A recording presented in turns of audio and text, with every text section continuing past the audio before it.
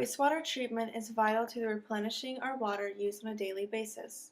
Before talking about the importance of wastewater treatment policies, let's go over the wastewater treatment process.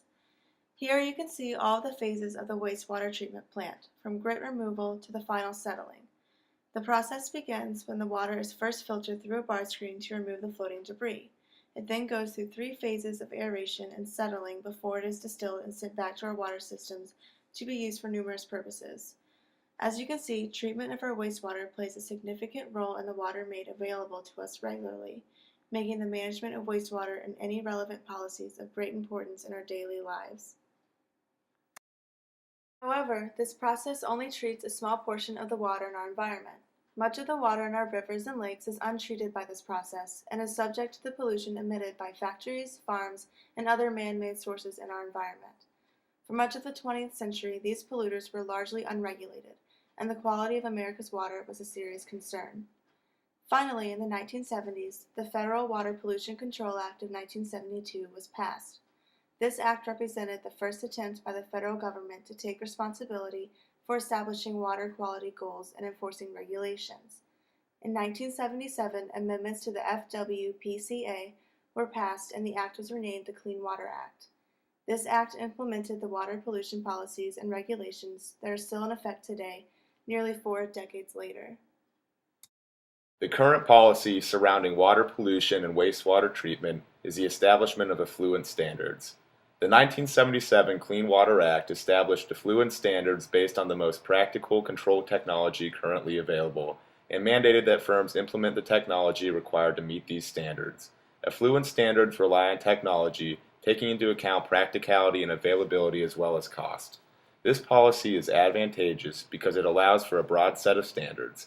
However, this can actually be a problem as it can lead to firms focusing too much on technology. The emphasis on technology can decrease innovation as it leads firms to become dependent on a particular technology rather than constantly striving for improved methods. Also, firms often forget the real objective, reducing effluent pollution.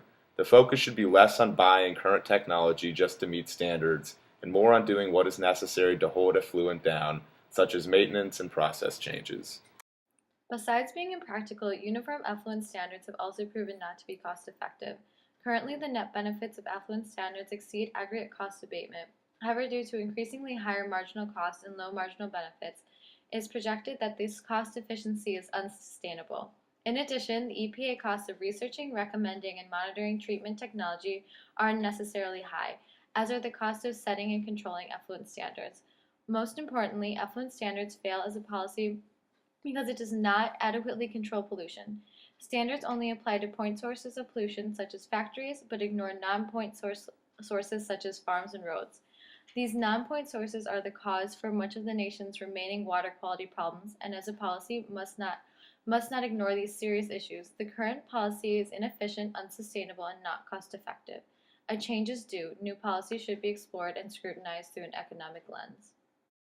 While the U.S. has generally relied on effluent standards for the past 4 decades, other countries have adopted different policies.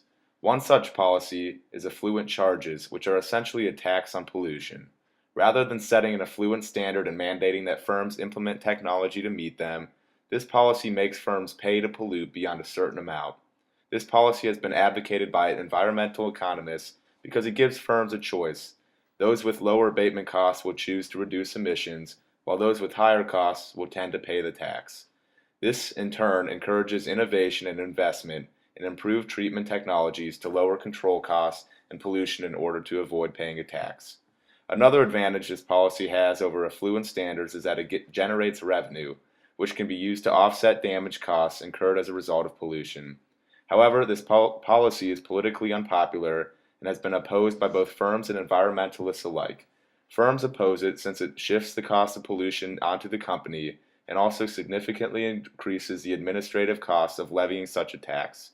Environmentalists tend to reject this policy because the idea of putting a price on pollution raises ethical issues. While this policy may have its economic benefits, it is difficult for many people to support.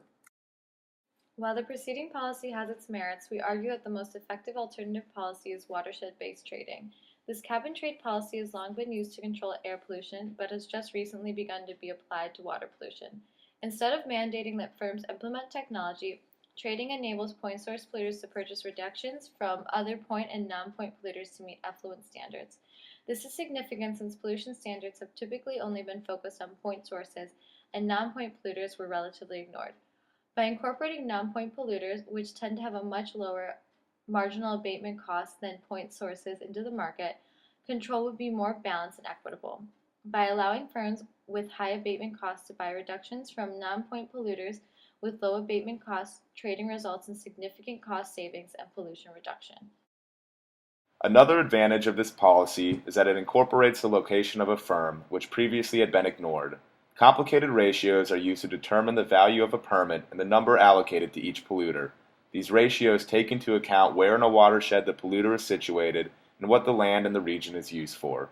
Furthermore, tradable permits would incentivize firms to continuously look for better opportunities and technologies to treat wastewater and control emissions in order to have an advantage in a tradable permit market. While the Clean Water Act required effluent limits to be based on what was technologically achievable rather than what a particular state thought was best for its own water, the adoption of effluent standards is a fitting approach to managing wastewater treatment. However, as we have observed, a more efficient alternative policy is watershed-based trading. It may be considered preferable to effluent standards as it enables point source polluters to purchase reductions from other point and non-point polluters to meet these standards. This cap-and-trade approach reduces the dependency on technology that the affluent standards approach requires, while still providing incentive for firms to improve operations, look for opportunities, and even invest in technology as needed. It incorporates non-point polluters into a control policy, takes location into account, and we perceive it as the most equitable solution available that still reduces pollution in a cost-effective manner.